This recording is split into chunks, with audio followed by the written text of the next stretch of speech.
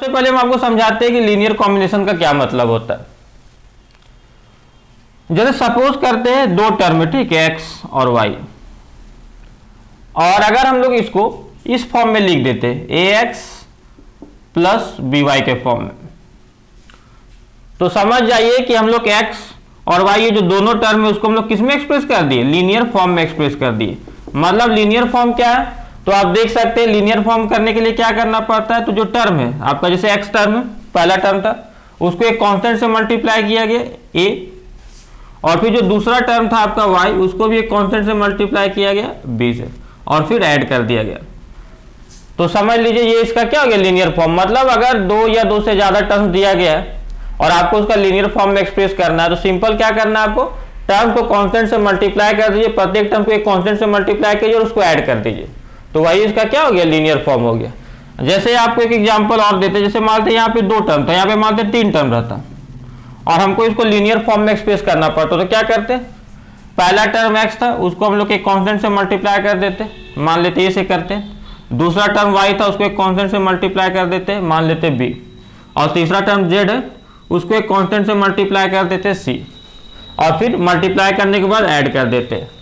तो यही जो आपका हो गया, ये तीन टर्म का जो लीनियर फॉर्म हो गया वही हो गया X plus B Y plus C Z. तो मतलब ये तीनों टर्म को हम लोग लीनियर फॉर्म में क्या कर दिए, एक्सप्रेस कर दिए।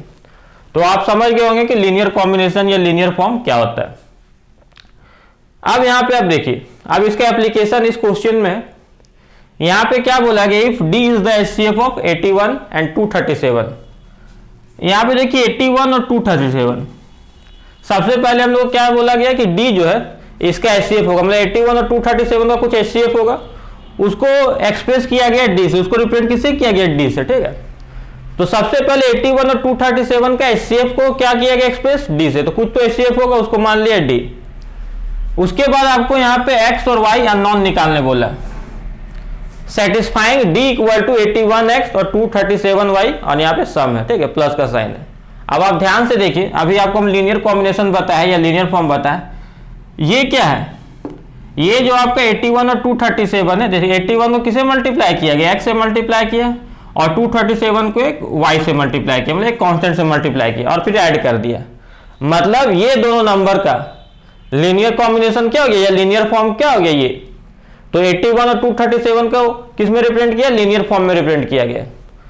तो आपको क्या करना है, मतलब किसी दो नंबर का जो एचसीएफ है उसको हम लोग क्या कर सकते हैं, उसी दो नंबर का लीनियर फॉर्म में हम लोग एक्सप्रेस कर सकते हैं। यही आपको हम सिखाएंगे कि अगर दो नंबर है और उसका एचसीएफ है, तो उसका एचसीएफ को हम लोग क्या कर सकते हैं, जो गिवन टू नंबर है जिसका हम लोग एचसीएफ निकालने वाले, उसी के लीनियर फॉर्म में हम लोग क्या कर सकते हैं, एक्सप्रेस कर सकते हैं।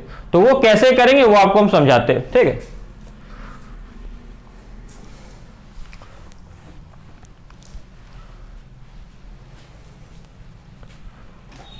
तो देखिए सबसे पहले आपको क्या करना है, अगर दो नंबर का एचसीएफ दिया तो बढ़िया बात है, और नहीं दिया तो एचसीएफ आपको निकालना होगा, ठीक है। तो 81 और 237 का सबसे पहले हम लोग क्या निकालेंगे, एचसीएफ निकालेंगे, और वो कौन सा मेथड से, लॉन्ग डिवीजन मेथड या फिर यूक्लिड डिवीजन लेमा, ठीक है। तो 81 और 237 का हम लोग सबसे पहले लॉन्ग डिवीजन मेथड से क्या करेंगे, हम लोग उसका एचसीएफ निकालेंगे।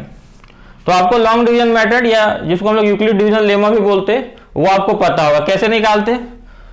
तो जो बड़ा नंबर है 237 उसको हम लोग छोटा नंबर से डिवाइड करते, तो 81 से डिवाइड करते, तो डिवाइड करने के बाद हम लोग रिमाइंडर देखते कितना बचता है। तो यहाँ पे 81 2 टाइम्स कितना हो जाएगा, 162, 3 टाइम्स तो 243 हो जाएगा, तो 162, 7 में 2 गया 5, यहाँ पे आपका बच गया 23 में 16 घटा दे डायरेक्ट, तो 75 आ गया।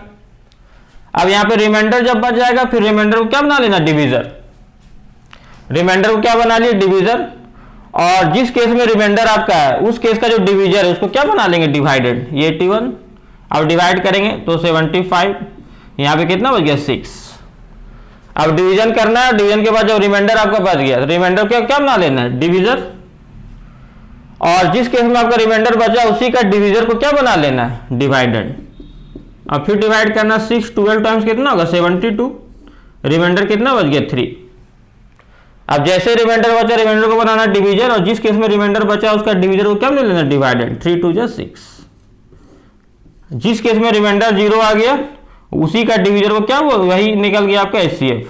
तो ये जो आपका एचसीएफ ऑफ 81 एंड 237 जो आ गया, ये क्या आ गया आपका 3। ठीक है, तो जो सबसे पहला स्टेप है उसको में क्या करना है आपको, हम लोग क्वेश्चन में क्या करना था कि दो नंबर का एचसीएफ को उसी दो नंबर का लीनियर फॉर्म में हम लोग को एक्सप्रेस करना था। तो सबसे पहला स्टेप कि हम लोग लॉन्ग डिवीजन मेथड से एचसीएफ निकाले। ठीक है, लॉन्ग डिवीजन मेथड का अप्लाई करना ही पड़ेगा आपको और एचसीएफ निकालना पड़ेगा, एचसीएफ दे दे फिर भी। ठीक है, तो सबसे पहले इसको क्या करेंगे, अब इसको हम लोग यूक्लिड डिवीजन लेमा में एक्सप्रेस करेंगे। तो by EDL Euclid division lemma algorithm कर देते, यूक्लिड डिवीजन एल्गोरिदम ये हम लोग अप्लाई करेंगे। तो हम लोग क्या कर सकते, देखिए तो 237, अब यहाँ पे हर एक में क्या करना है, यूक्लिड डिवीजन लेमा अप्लाई करना है। यूक्लिड डिवीजन लेमा मतलब क्या होगा, divided equal to division into quotient plus remainder, और बार बार यूक्लिड डिवीजन लेमा अप्लाई करते हैं वही क्या बन जाता है, यूक्लिड डिवीजन एल्गोरिदम। तो आप लोगों को पता होगा। तो यहाँ पे हम लोग क्या करते हैं, सबसे पहले यहाँ पे यूक्लिड डिवीजन लेमा लगाते हैं, मतलब डिवाइडेड कितना हो गया 237, division into quotient plus remainder 81 into 2 plus remainder कितना 75, ये आपका हो गया इस केस में। अब यहाँ पे हम लोग लगाए यूक्लिड डिवीजन लेमा, तो यहाँ पे आपका क्या हो गया, डिवाइडेड 81 है, division into quotient 75 into 1 plus remainder कितना 6। अब यहाँ पे हम लोग लगाएंगे यूक्लिड डिवीजन लेमा, तो 75 इक्वल टू 6 इंटू 12 प्लस 3। अब ये जो हम लोग का लास्ट पार्ट है, यहाँ पे हम लोग क्या लगाएंगे यूक्लिड डिवीजन लेमा, तो डिवाइडेड कितना 6, division into quotient plus remainder, तो 3 इंटू 2 प्लस 0। तो पहला स्टेप में लॉन्ग डिवीजन मेथड का अप्लाई करके हम लोग क्या करेंगे, एचसीएफ निकालेंगे, और प्रत्येक जहां पे डिवीजन हुआ उसमें हम लोग क्या अप्लाई करेंगे, यूक्लिड डिवीजन लेमा अप्लाई करेंगे। बार बार लगा रहे इसलिए लिख दिए यूक्लिड डिवीजन एल्गोरिदम। ठीक है, अब हम लोग को क्या करना है, जो ये दो नंबर का एचसीएफ था, मतलब ये डी का वैल्यू क्या आ गया 3, ये जो हम लोग का 3 आया यही तो एचसीएफ है। ये दो नंबर का एचसीएफ को किससे रिप्रेजेंट किया था, डी से, तो ये आपका जो एचसीएफ निकला दो नंबर का ये क्या निकला 3, मतलब डी इक्वल टू क्या हो गया 3। अब इसी को हम लोग को क्या करना है, एक्सप्रेस करना है, ये जो दो नंबर था उसी के लीनियर फॉर्म में 81x प्लस 237y, इसमें एक्सप्रेस करना, और आपको यहाँ पे x और y को फाइंड आउट करना, ये जो आपका कांस्टेंट है इसको भी फाइंड आउट करना। अब देखिए क्या करेंगे हम लोग, अब ये जो एचसीएफ है उसको हम लोग को एक्सप्रेस करना लीनियर फॉर्म में जिस नंबर का एचसीएफ निकाल ले। ठीक है, और उसके बाद उससे इक्वेट करके x और y हम लोग को निकालना है। तो देखिए करना क्या है, जो आपका सेकेंड लास्ट स्टेप है, ठीक है, सेकेंड लास्ट स्टेप, तो जो सेकेंड लास्ट स्टेप है तो ये लास्ट है, ये सेकेंड लास्ट स्टेप हो गया। इससे जो आपका एचसीएफ है उसका वैल्यू निकाल लीजिए। तो यहां से वैल्यू जो निकलेगा 3 इक्वल टू क्या निकलेगा 75 माइनस, क्योंकि यहाँ 6 इंटू 12 प्लस में इधर जाएगा तो माइनस में, तो 3 इक्वल टू 75 माइनस 6 इंटू 12। ऐसा नहीं कि अब इसको आप मल्टीप्लाई कर दीजिए, इसको उसी तरह से छोड़ दीजिए। अब आपको दिमाग में क्या रखना है कि आपको यहाँ पे तो ठीक है, यहाँ पे आपको ये जो आपका एचसीएफ था जो निकला ये दो नंबर का 3, उसको आपको किस में रिप्रेजेंट करना है, 81 और 236 के टर्म में आपको रिप्रेजेंट करना है। ठीक है, आपको 81 और 237 के टर्म में आपको क्या करना है, एक्सप्रेस करना है। तो यहाँ पे तो आपका आ गया 75 माइनस 6 इंटू 12, इसका इस स्टेप का यूज हम लोग कर लिए, उल्टा चलना। ठीक है, अब आप देखिए यहाँ पे किसको रिप्लेस कर सकते हैं, मतलब यहाँ पे हम लोग आसानी से क्या कर सकते हैं, इस केस में हम लोग इसका यहाँ पे रिमाइंडर को रिप्लेस किए थे, अब इसका रिमाइंडर को रिप्लेस कीजिए 6 को, तो यहाँ पे 81 माइनस 75 इंटू 1 आ जाएगा, मतलब ये 6 को हम लोग यहाँ पे रिप्लेस कर देते। ठीक है, तो यहाँ 3 लिखिए, 75 को 75 लिख रहे हैं, माइनस 6 को रिप्लेस करेंगे तो क्या आ जाएगा 81, और यहाँ देखिए माइनस 75 इंटू 1, ये आप 6 को रिप्लेस किए इंटू 12, ये 3 को 3 लिख देते, 75 को 75 माइनस, आप देखिए यहाँ पे 12 से मल्टीप्लाई करना है। ठीक है, तो 81 को 12 से मल्टीप्लाई करेंगे, यहाँ माइनस का साइन है तो ये आप सॉल्व कर लीजिएगा, तो 81 इंटू 12, फिर 12 को इससे मल्टीप्लाई करेंगे तो यहाँ तो माइनस माइनस प्लस हो जाएगा, और 75 इंटू 1 इंटू 12, 1 को नहीं लिखेंगे तो चलेगा 75 इंटू 12। ठीक है, ये आपका आगे। अब आपको दिमाग में क्या रखना है, 81 आपको रखना 237, तो ये टर्म तो आपका काम आ जा रहा है, ये 81 तो आपको काम आ जाए, ये टर्म से छेड़छाड़ नहीं करना, ये वाला टर्म को आप छेड़छाड़ कर सकते हैं। तो यहाँ पे आप देखिए 3 को 3 लिखिए, अब यहाँ 75 और यहाँ 75 इंटू 12, यहाँ पे कुछ नहीं तो यहाँ पे हम डायरेक्ट लिख सकते हैं 75 इंटू 1 लिख सकते हैं इसको। भाई ये सिंप्लीफिकेशन आप कैसे करते हो, 75 इंटू 1 और 75 इंटू 12, तो 75 कॉमन लीजिएगा तो 1 प्लस 12 जुड़ जाएगा, मतलब 13 आ जाएगा। तो मतलब यहाँ पे 75 इंटू 13 आ गया। ये दोनों टर्म को सॉल्व किया, क्योंकि ये वाला टर्म को हम लोग को मतलब नहीं, ये वाला टर्म से मतलब है क्योंकि इसमें 81 है, ठीक है। अब यहाँ पे बच गया -81 इंटू 12। अब यहाँ पे देखिए ये तो अब 6 रिप्लेस किए, अब ये यहाँ पे उस 6 को रिप्लेस करके उसको हम लोग सिंप्लीफाई कर दिए।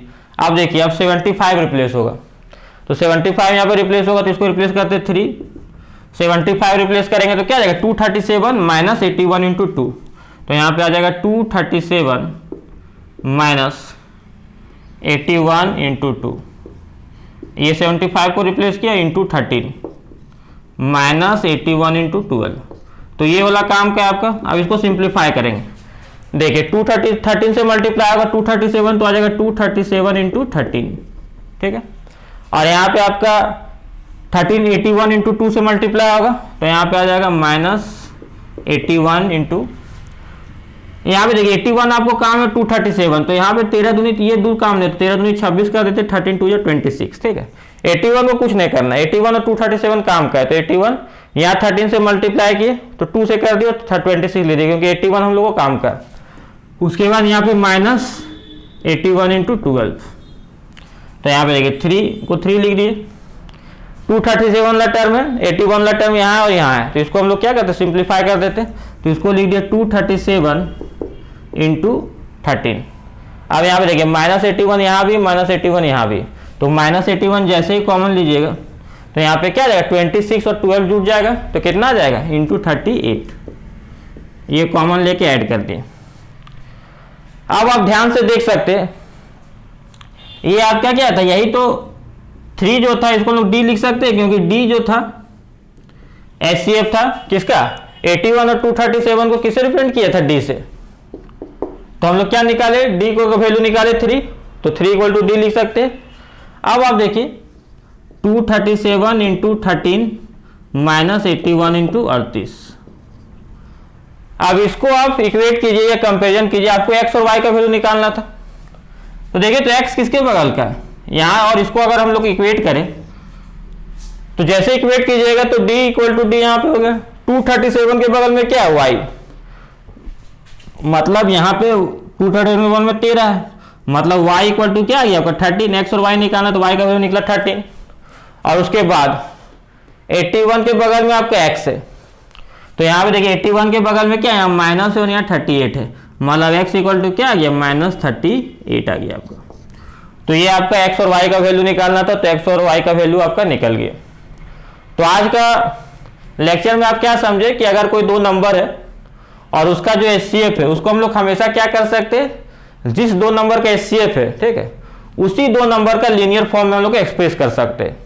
और इस तरह के क्वेश्चन में आपको अननोन निकालने दे देता है, तो अननोन कैसे निकाल सकते हैं, तो उस नंबर को सबसे पहले HCF के मतलब HCF को क्या करना है लीनियर फॉर्म में एक्सप्रेस करना है, और फिर जो आपका रिलेशन आएगा और जो इक्वेशन दिया उसको आपको इक्वेट करना है और x और y निकाल लेना है, ठीक है। तो आई होप आप लोग को वीडियो अच्छा लगा होगा। Thanks for watching the video. अब हम लोग मिलते हैं नेक्स्ट लेक्चर में, तब तक आप लोग अपना ध्यान रखिएगा।